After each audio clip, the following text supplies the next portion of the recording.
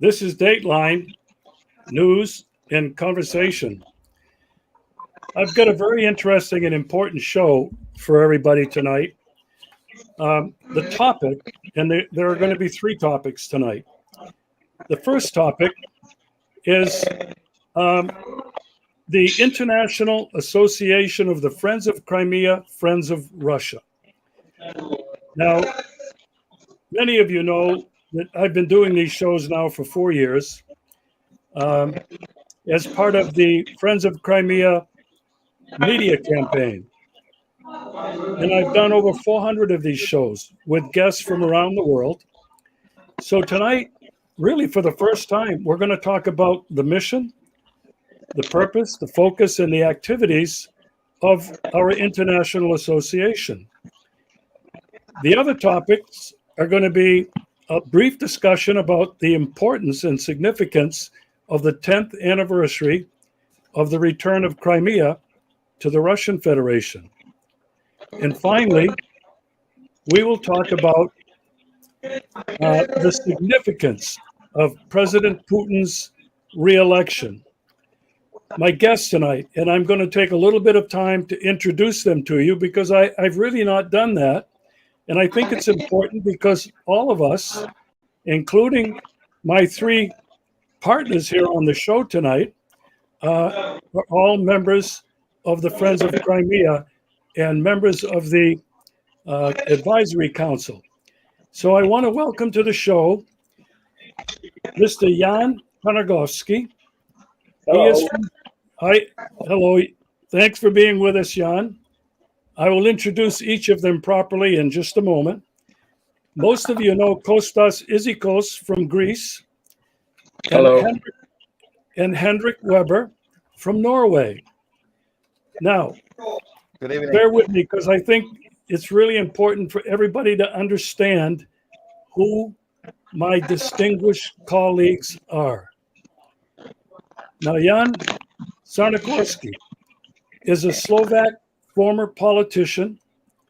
He served as the Prime Minister of Slovakia, and he's the former chairman of the Christian Democratic Movement. Today, he's the chairman of Slovak-Russian Association. It has headquarters in Bratislava. He's a lawyer with a PhD. He's been arrested shortly before the Velvet Revolution on August 14th, 1989. He was imprisoned and released only after the collapse of the communist regime. There's so much more I could tell you about Jan, but the last thing I will say is he is the chairman of the coordinating board of the International Association of the Friends of Crimea. Jan, welcome to the show. So happy to have you. Hello. Hello to everybody. Well, our friend Kostas Izikos, he's known to all of you have been following this show. He was born in Buenos Aires, Argentina, from parents with a Greek ancestry.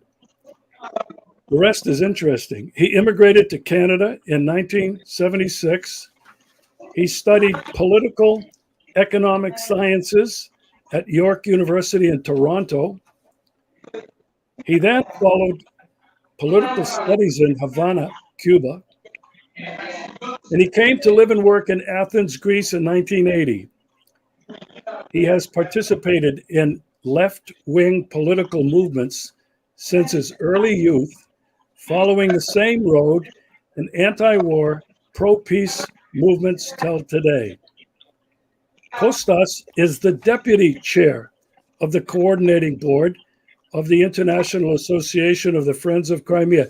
And I also have to add, and I left it out, he's been a former member of parliament.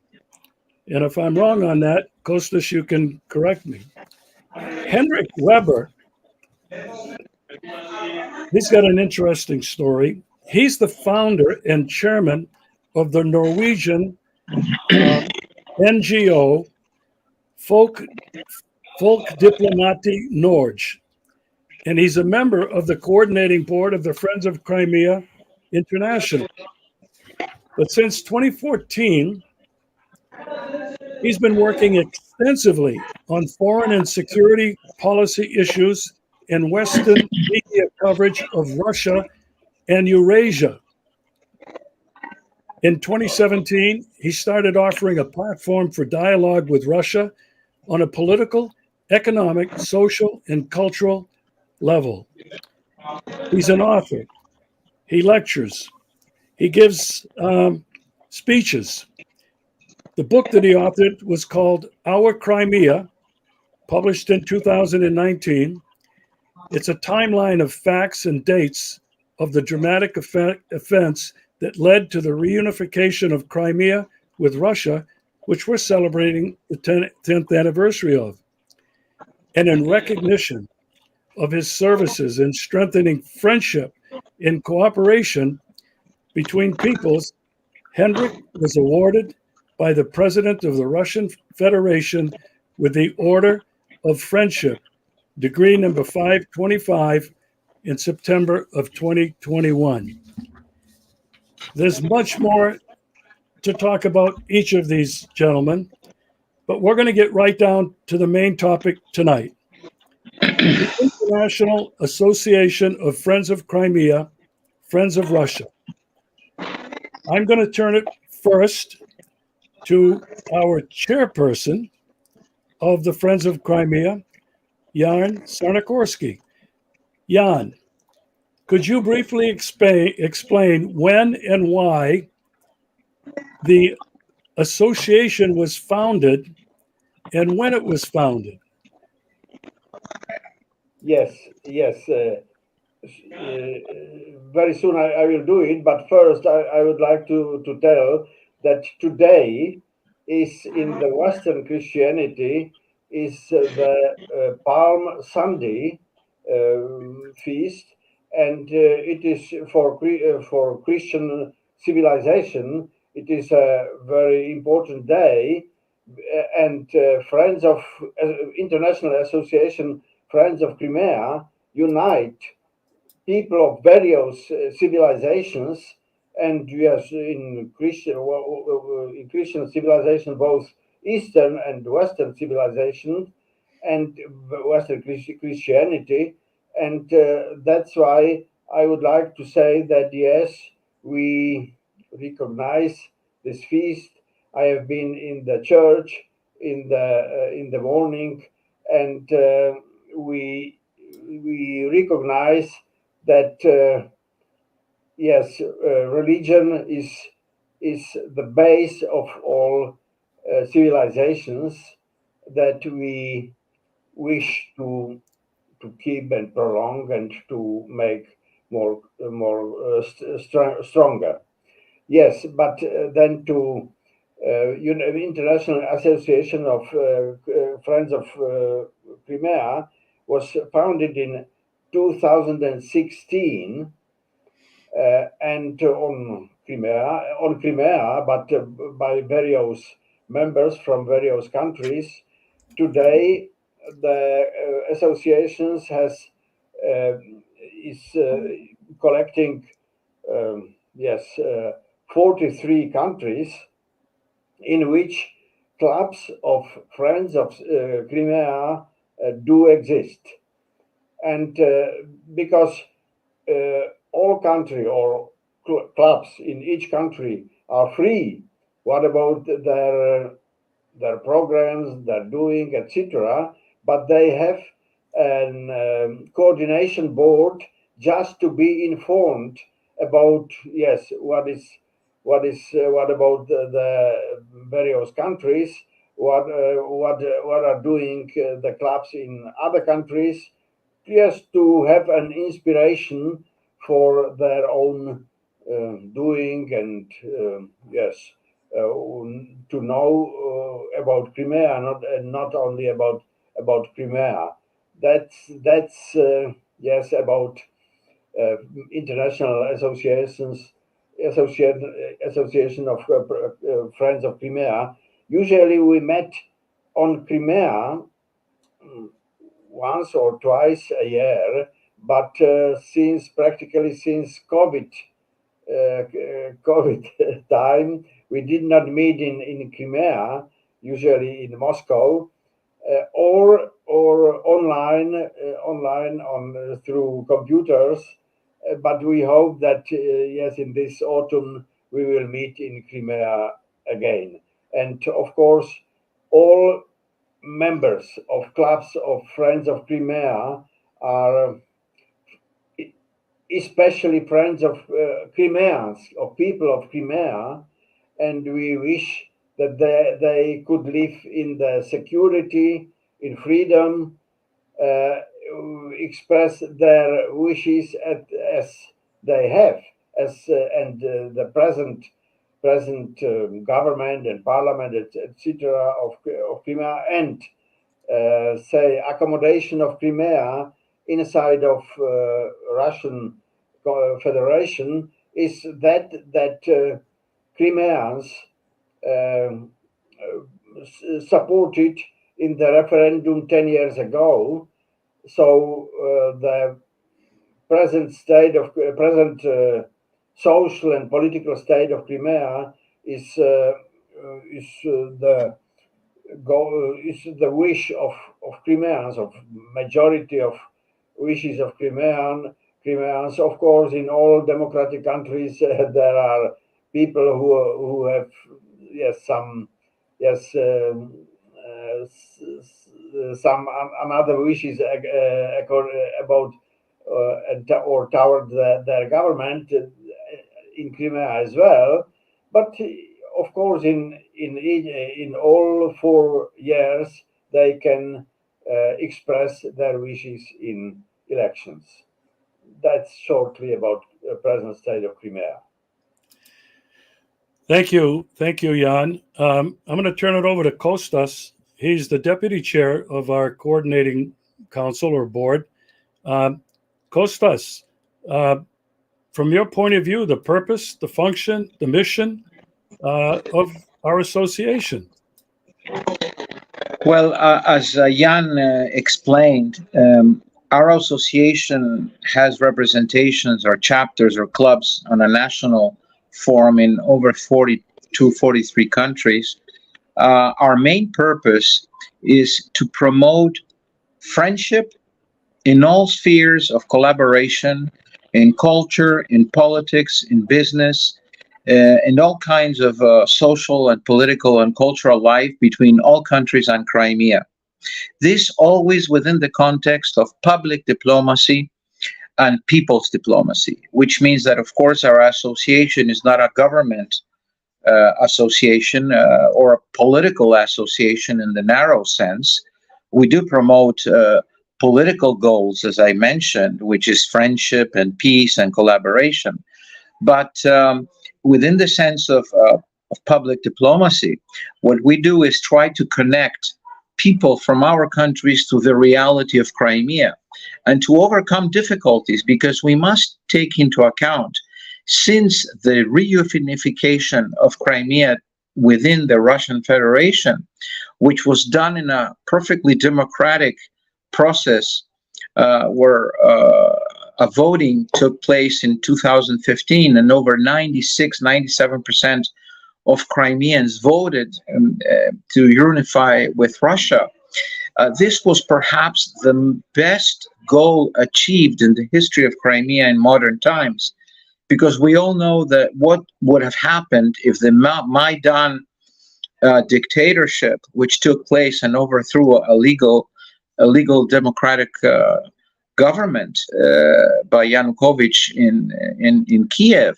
One can imagine if ethnic cleansing and national cleansing and Nazi type of ideologies took part or were practical in Crimea. We must take into account that Crimea is a very special peninsula in the south of the Russian Federation.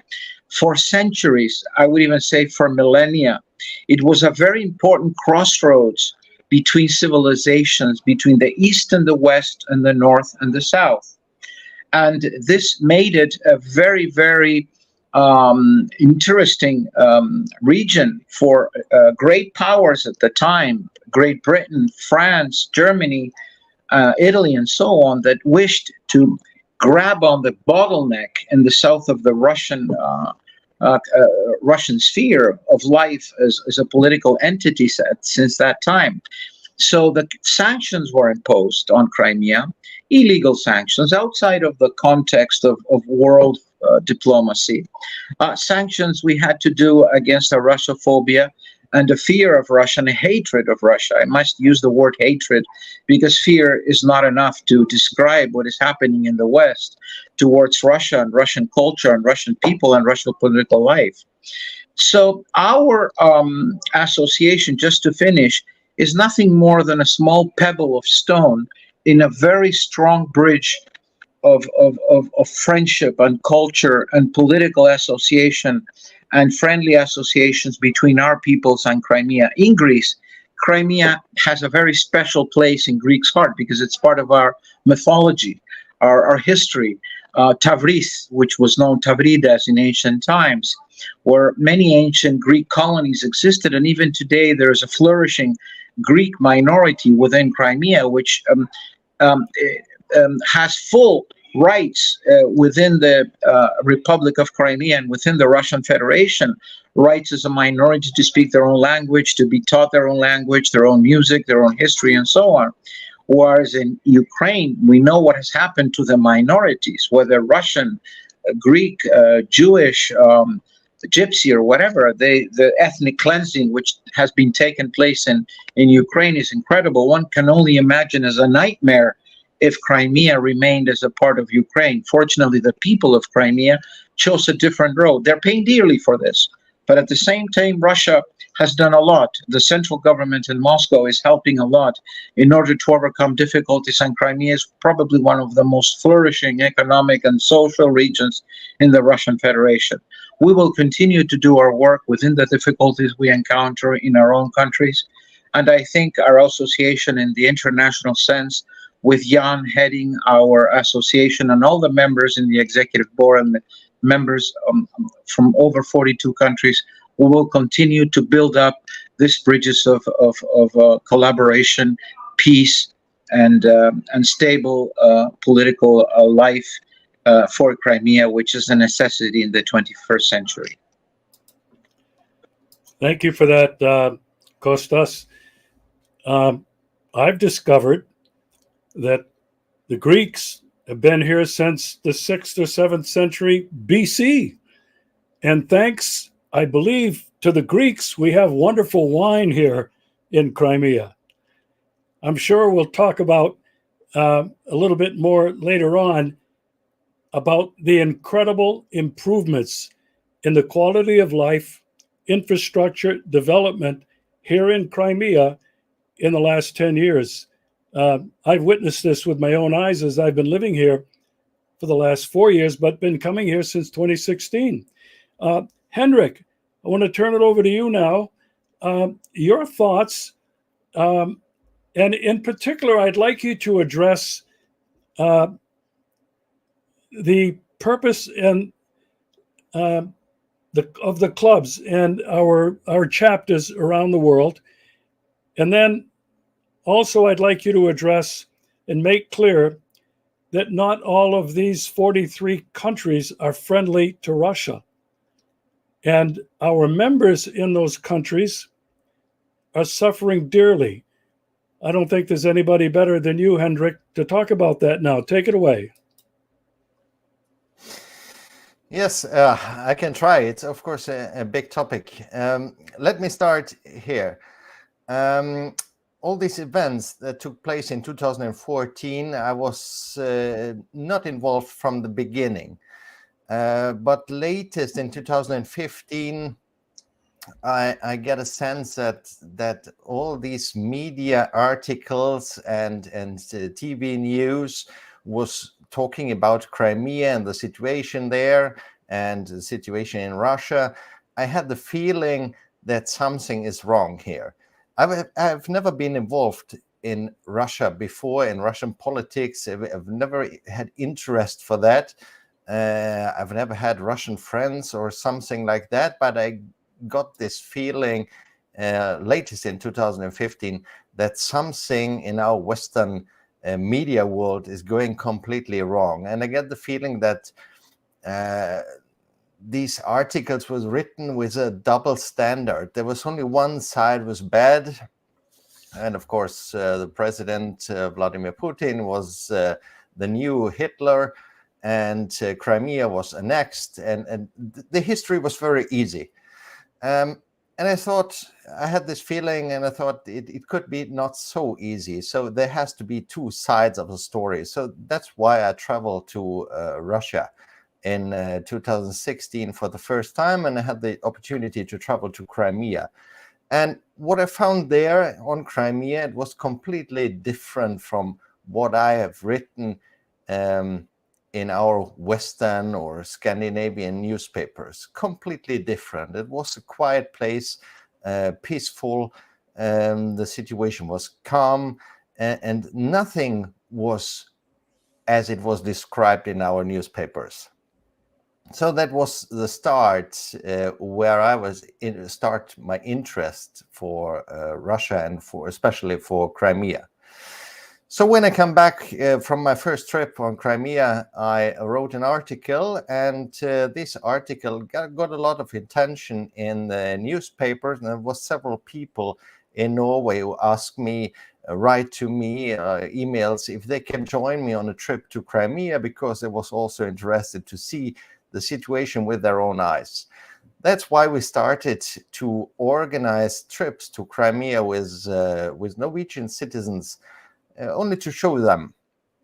And it was people from all over. It was some of them were politicians, some of them were journalists, some of them were artists, scientists. It was doctors with us. And that's why we, in 2017, we started our organization, People's Diplomacy Norway, where our goal was to get good relationships to Russia, to avoid these double standards, to get real information out to our people, and to get a peaceful communication with our neighbor. We have a direct border to Russia in Norway, so and we have never had a war between Norway and Russia. So our goal is to keep it like this. So that's why I started our organization in Norway, and then our organization became a member of the International Association Friends of Crimea. It was maybe also in 2017 or 2018. I don't remember exactly. Maybe Jan has the dates. Okay.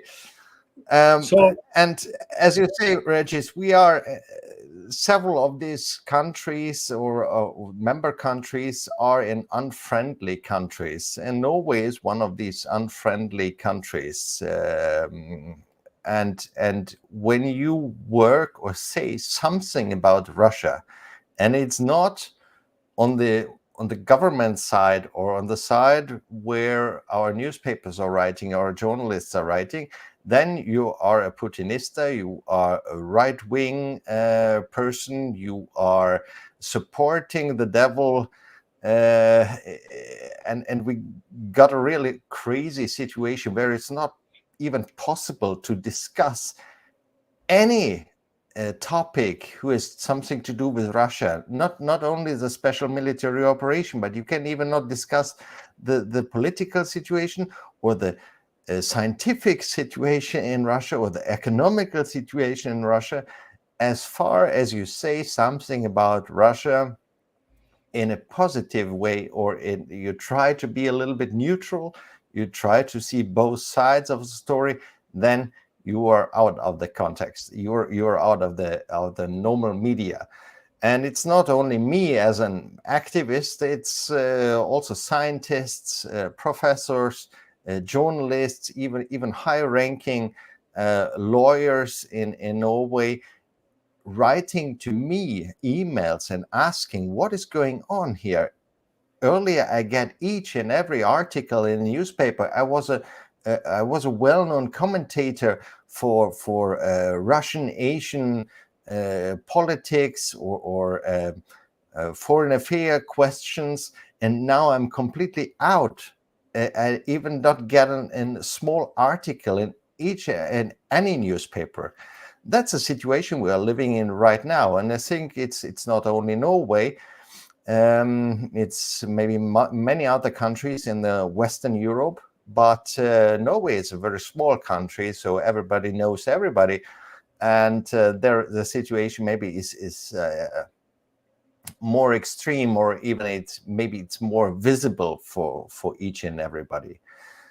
So yeah, the situation is very difficult, and since special military operation started in Ukraine, our organization has decided to be a little bit calm, not have these public events or conferences or something, because many of our people are afraid also.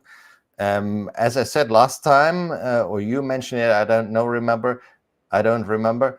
I get death threats by email, by post mail.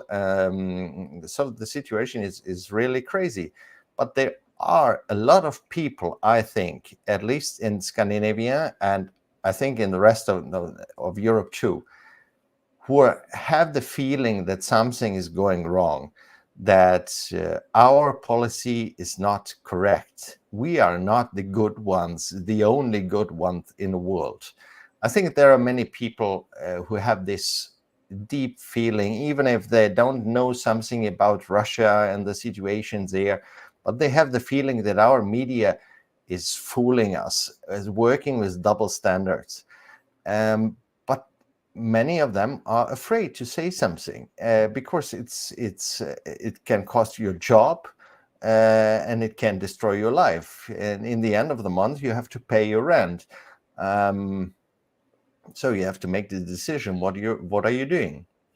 So that's the situation, I think.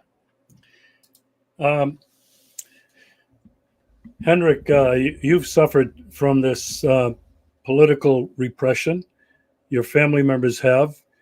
Several of our members of the Friends of Crimea have had their bank accounts frozen.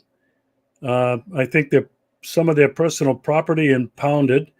They're under subpoena to return to their country to stand trial for, I don't know, treason.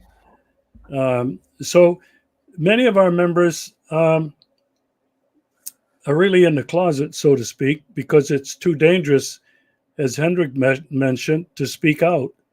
And we've talked about this oppression and censorship before on this show, whereas Hendrik mentioned he was a very popular commentator, and now nobody wants to talk to him. That's happened to so many of our members. Kostas, no, Jan, I'm going to bring it back to you. I would like you to explain for our viewers the structure, the organizational structure of Friends of Crimea in relationship to the permanent representative of President Putin to Crimea, Mr. Georgy Muradov. A lot of people don't understand the type of organization that we are. We're not a governmental organization. We are not an asset of the Kremlin. And so, Jan, would you shed some light on this for us? Yes. In Slovakia, first was established the Slovak Russian Society in the year 2006. And yes, it existed. And in 2014, maybe, was established the organization Friends of Crimea. After practically 2 years ago, we united because practically the methods of people, kind of people methods of work and yes, goals are the same. So now the Slovak Russian Society and the organization of clubs of friendship with Crimea are united, and we in Slovakia that has something over 5 millions of inhabitants, we have 960 members. We organize it that in each such non-governmental and social organizations there are more active members and less active members. So we do it in that way that now in 15 cities of Slovakia there are established clubs of Slovak Russian Society and Friends of Crimea, and the members meet in a cafe, for example, in Bratislava each week. Each Thursday at 5 o'clock, we meet in one of cafes of Bratislava, and all people, and members, not only members, just people who have heard that yes, such groupings of people is meeting in that and that cafe can come. Everybody ordered what he wishes, cafe or tea or beer or wine and anything, and pays for it. And we discuss. We sit about 2 hours together, and we discuss what is interesting for us. As a joke, I told once that usually we speak about say on Russian topics, and we speak in I said in more Russian friendly mode than in a cafe in Moscow or St. Petersburg. Yes, but that's the way of life. And usually, not usually, but once a year, we have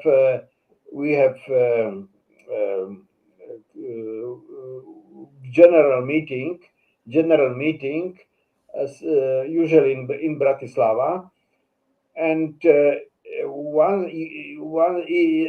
is usually in January, February, so in the winter, and usually in the summer we have somewhere in Slovakia meeting of clubs of this Slovak Russian Society and Friends of Crimea, and it is through weekend in a hotel somewhere in central Slovakia usually, and yes, we make trips together. In the evening, we yes eat in the restaurant and discuss matters that are of interest for us.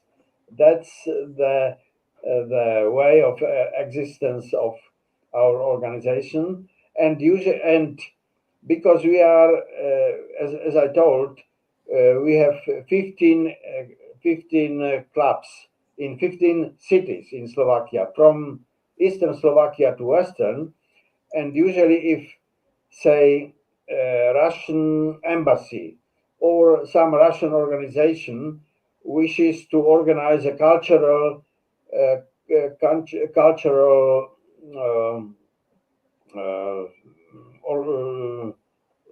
show somewhere in Slovakia, members of our club help Russian usually embassy to, and just in the way that they tell them, yes, this hall could be good for it, or and speak to the owner of the hall if he could provide it for the organization, etc. So in this way, we keep a pro-Russian dimension in the Slovak society. We have web address, and in the web address we publish usually articles, or mostly from other alternative medias in Slovakia. That means not mainstream medias, not against Russian, but or either pro-Russian or say neutral but objective, informing about things either in Russia or in the world politics touching Russia. I repeat, in this way we keep a pro-Russian dimension in the Slovak society and show that even in this Russia-phobic period, it is possible, and do exist people who are publicly on the pro-Russian side and are ready and provide an objective information about Russia. And I must say, yes, as I have told, we started in 2006. Shortly, we will be 20 years old, and we get no money from the government or from anybody from abroad. All positions are free of charge, but of course for something we need money. For such money, for example, for providing the web address of our society, and for such purpose, usually I ask a businessman in Slovakia that we need money for that and that and that.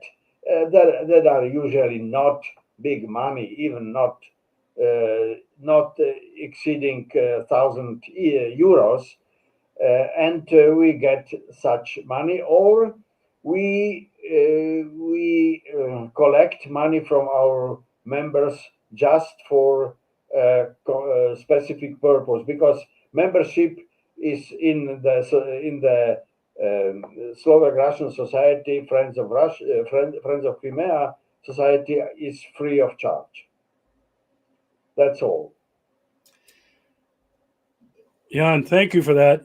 That's an example in Slovakia, an extraordinary example of what one country is doing with several different clubs around the country, keeping Russia and Russia's interest in the public domain. That's an extraordinary example. A lot of other clubs are not able to do much, but yours is a very fine example. Kostas, I want to come to you now. You're the deputy chair of our coordinating council. I would like you to explain the structure between Moscow and the Friends of Crimea Association. And I would also like you to explain, talk a little bit more about our annual meeting. Well, very simple as it is in the national clubs, all is on a voluntary basis. There is no obligation for anybody to give money or to do things they don't want to do. Everything is voluntary. So every national structure, every national chapter, or every national club uh, works in a different political atmosphere. As Jan mentioned in Slovakia, and as Hendrik mentioned in Norway, very different realities. Imagine here in Greece also, a very different reality. So the structure of our International Friends Club of Crimea is very simple. We need in Crimea a voice, a team of people that will work with us and will open channels and doors of making contacts with universities, with the business world, and so on. The key person is Georgy Muratov. Georgy Muratov is the aide of the presidency of the Russian Federation for Crimea, and he's the vice president of Crimea. Georgy has provided for all our national chapters and our International Friends Club the open door policy. The open door policy is very simple. We contact his team and Georgy himself. He's always available to us. And we ask him that there is an interest in a group of, let's say, people in sports, or people, for example, in Greece 3-4 years ago, we had a couple of archaeologists, Greek archaeologists, who were interested in contacting archaeological university in Crimea, in Simferopol, the capital of Crimea. And they visited the archaeological sites that are being excavated, ancient Greek cities. They interchanged information. They tried to work more closely. But, as I mentioned in the previous show, there is an iron curtain in the European Union for European member countries. And the Greek government today, as the previous one, are on an unfriendly basis with the Republic of Crimea, and the Russian Federation. There are no political contacts. There are no political and diplomatic venues open. It's a very bad, almost zero atmosphere in relations in any level, business, economy, culture, political, and so on. So we must understand that it's very difficult for national clubs in the West to have, even though we do have an open door policy from Crimea, from Georgy Muratov, his team in Crimea, and the people in Moscow working with them, for us to come and bring the people who are interested, youth, students, universities, business people, whatever might be useful for relations and bridges of collaboration between nations and peoples. This is very, very difficult to do today. So our national structure, our international structure, is trying to work with the Crimean partners in Simferopol, in Yalta, in Crimea, and also, of course, in Moscow. But in our own national realities, in our own national political atmosphere, which is very negative towards Russia, it's very difficult to make things practical, to get things working on a more permanent basis. For example, we have a national club in China. We all know that China and Russia have very good relations, excellent relations. So it's very easy for the Chinese people in the club to visit Crimea, to have field excursions, tourism, business tourism, historical tourism, gastronomical tourism, whatever you want. Crimea is a beautiful place with so many aspects of life that are so interesting for the whole world to see and to visit. But for our countries, imagine, I will give you an example. We have, as I mentioned, a very flourishing and large Greek community and minority in Crimea, and they always want to get in contact with the people here in Greece who are professors, teachers, to get books, historical books, whatever. Nothing can be done. There are sanctions which are deadly sanctions. They really break down relations between peoples, try to introduce hatred, bigotry, Russophobia, instead of neighborly, brotherly, sisterly relations that we have had for thousands of years with the peninsula of Crimea as Greeks. So our international structure regarding the continent or the country is a different reality. It's different for Africa. our other chairman, Abi Messaoudi, who is from Tunisia, has done a wonderful job with the African countries, North African, Central African, Saharan African, Sub-Saharan African, with many, many chapters flourishing in Africa for Russian friendship and Crimean friendship. In Latin America, there's a good thing going also. But in the European Union, and I suppose in the rest of the Western world, North America, United States and Canada, I'm sure you, Reggie, can give us a lot of information about the reality of the national chapter club of Friends of Crimea, Friends of Russia in the United States. How bad the atmosphere must be for these people who must be regarded as, I don't know what, extraterrestrials or something, out of this world. And it's nothing more logical and more simple than to bring people together in such a complex planet that we have, to bring peace, to bring collaboration, to bring friendship, and make practical things work. Crimea is always open for us, always. It has never been closed. As Jan mentioned, as we all know, the COVID years, which were very difficult to travel, now for security reasons. But we do hope, as it was announced officially by Georgy Muratov and his team, in this coming October, we will have our first meeting after at least 3 years in Crimea, 3.5 years, I think, in Crimea for International Friends Club and many national chapters that will be invited. So we're looking forward for this meeting in October, which will not just be a meeting of reunification between us as national clubs with our international board, but also with people from all over the world that want to get to know Crimea and the Crimean people, the Russian people there, who are wonderful. They're in sanctions. They're secluded from the West.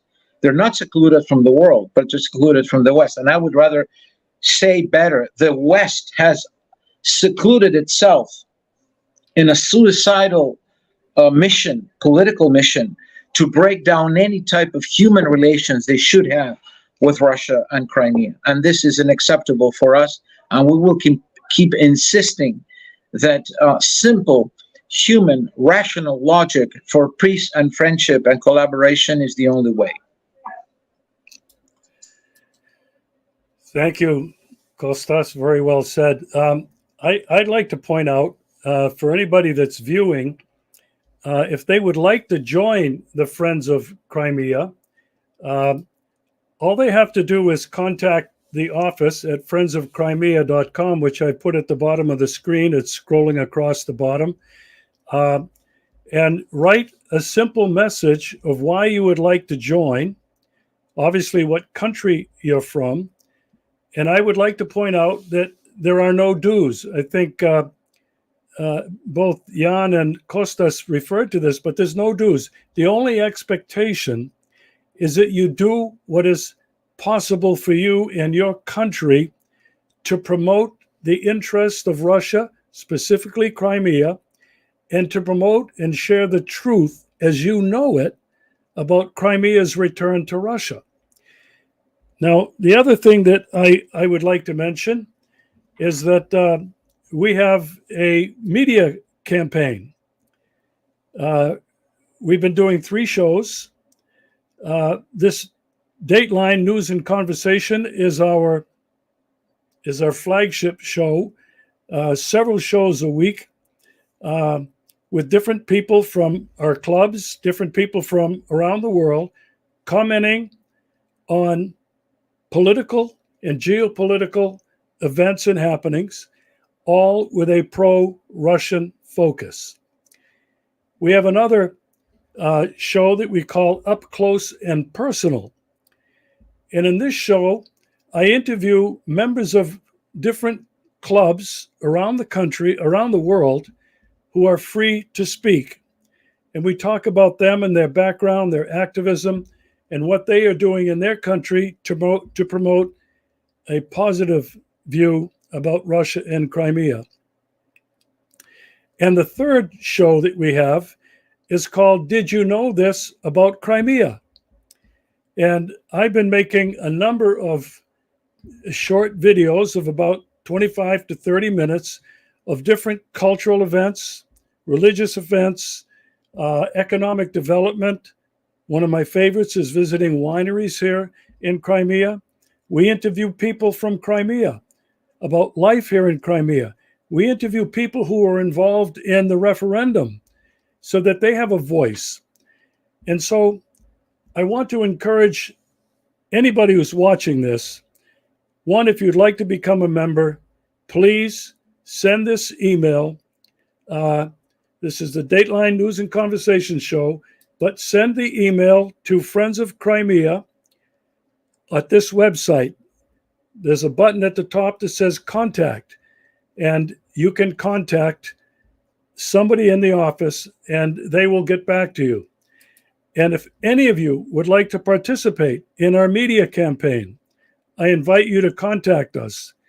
If any of you would like to produce your, and if you are producing your own media, please contact us at the office and we will share your media on our various platforms. Now, before we finish, I promised we were going to talk about two things. Jan, in your mind, what is the significance of this 10th anniversary that we're celebrating right now for the return of Crimea to Russia? As brief as you can, we have a few minutes left. Yes, for Crimeans, that they have got freedom of living in the circumstances that they wished, and freedom even of reading and expression. I have lived, yes, for decades in communist system, and I remember as when I have read the resolutions of the Communist Party of Czechoslovakia in that time, how these resolutions were cut from the reality around me.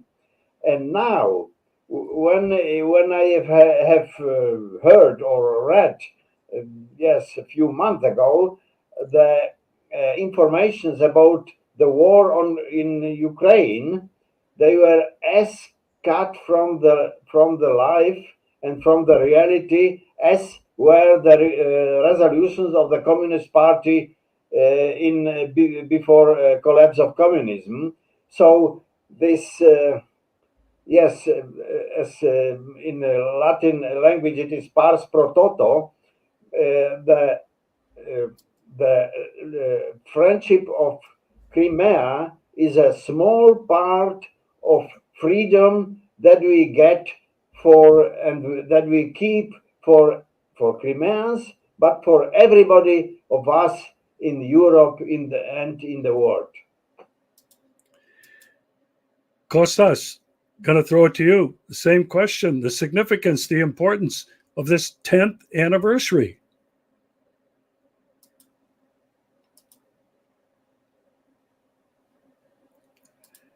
They achieved peace, and peace means growth, both individual and collective, for the whole region and the population of Crimea and all the minorities, because Crimea is a jewel in the world, with more than 45 ethnic, religious, and linguistic minorities, and of course, a Russian tradition in language and history in its population. So they have kept their history. They have preserved peace for them in the present, and they can grow dreaming and working for a better future for them and their children. Because war is right next door, and they avoided war, a total ethnic cleansing by a very, very dangerous regime in Kiev. So I think this is the biggest achievement of the reunification for Crimeans, for their past, their present, and their future.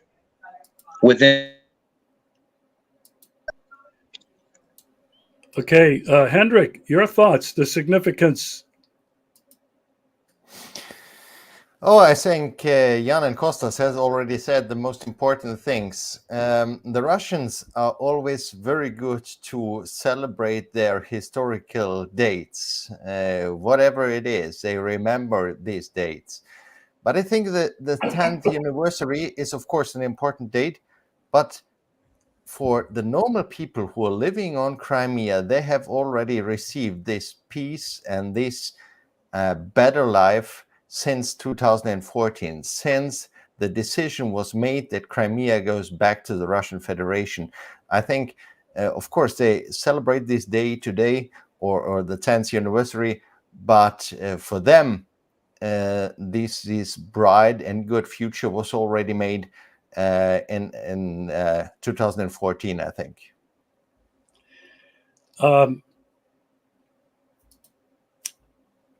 From my perspective, I've been living here now for 4 years, and they've been 4 of the happiest, most peaceful years of my life.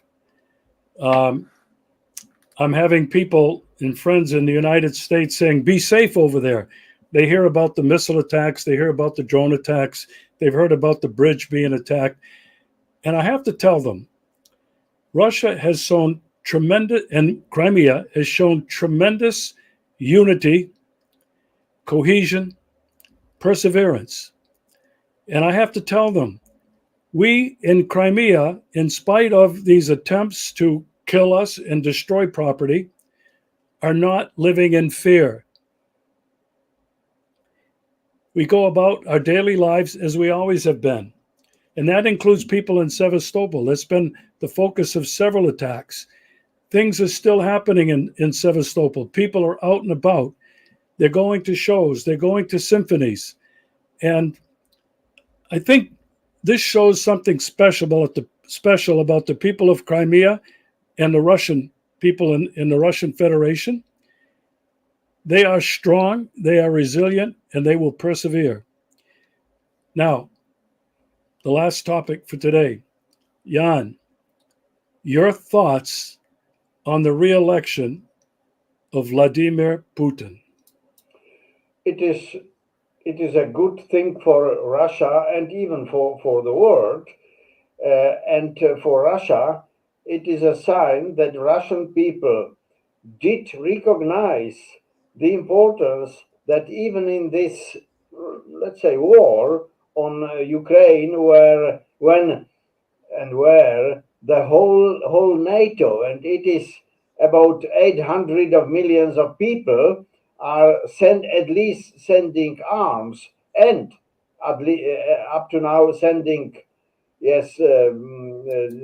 volunteers, soldiers, and about 150 millions of Russians are opposing them, and Russians are winning. Russians are winning, and that is the sign that the ideology or teaching of Russians and patriotism of Russians is a healthy thing and leads Russians to victory.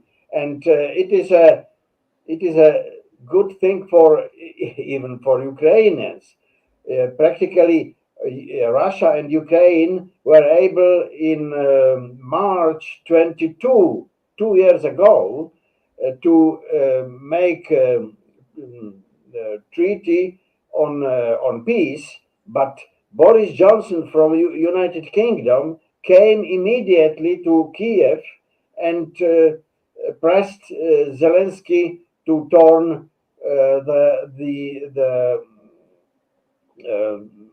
new treaty. So you see that who is friendly even to Ukrainians and who is enemy. Thank you, Jan. Kostas, your thoughts on the significance of President Putin being reelected?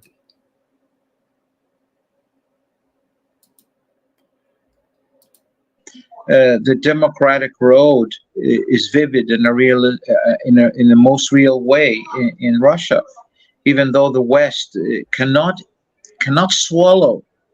We have a saying in Greek: when you don't like to drink something, you have us drink of bitter water, something like that. So they're trying to swallow this bitter water in the West, which they cannot accept.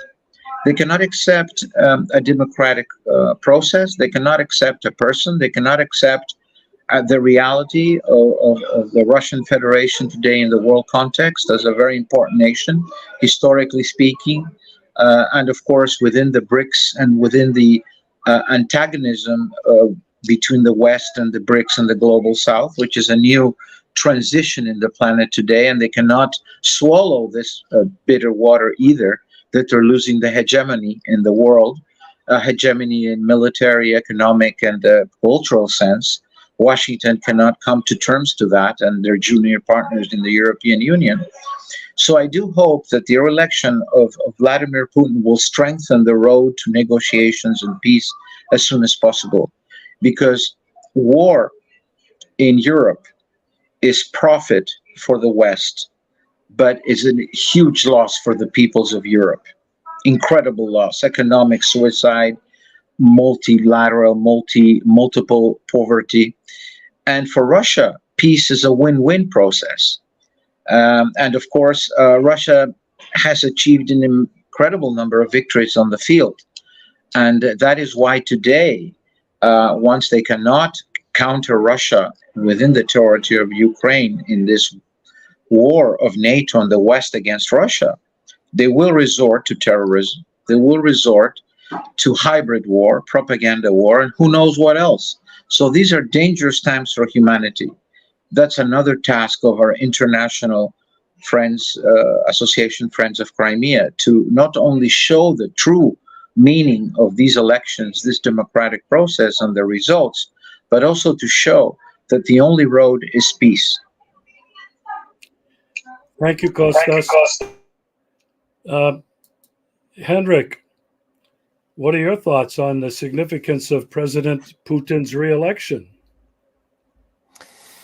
Well, I think for the most of the Russians, stability is the most important thing. It's historical. Stability is very important for them, and Vladimir Putin gives them stability. And not only for the Russians, also for us in the rest of the world, because he is something you know what he wants, you know what he means, and you can talk to him. I think it's our problem that we are not talking to Russia and not talking to the Russian government. But I think Vladimir Putin is somebody you can talk to. And when we hear about in our countries, in our media, that all these elections is fake and it's not correct, and everybody everywhere is standing soldiers with machine guns behind the voters, that is all shit. His approval rates are very high, and last time I was in Moscow, I talked to some students outside of a pub, and they told me that they are not supporting Vladimir Putin because they have some issues with domestic policies and something.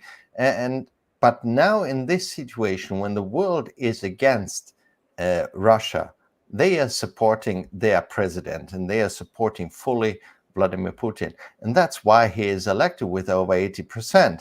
It's not a fake, it's real. And our idiot journalists in the Western world who are telling us lies all the day should travel one day to Russia, to Moscow, or to Crimea and find out by themselves. It's not so difficult to find out. You can talk to each and everybody on the streets and everybody will tell you, yes, Vladimir Putin, okay, we have domestic issues, maybe our pensions should be higher and this and that, of course, but he gives us stability.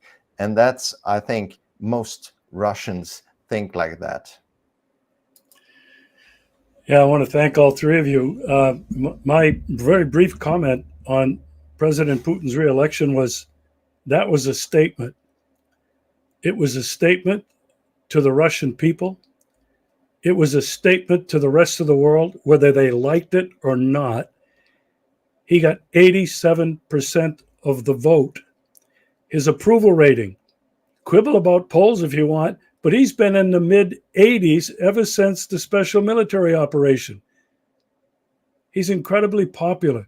As Hendrik said, he's provided stability.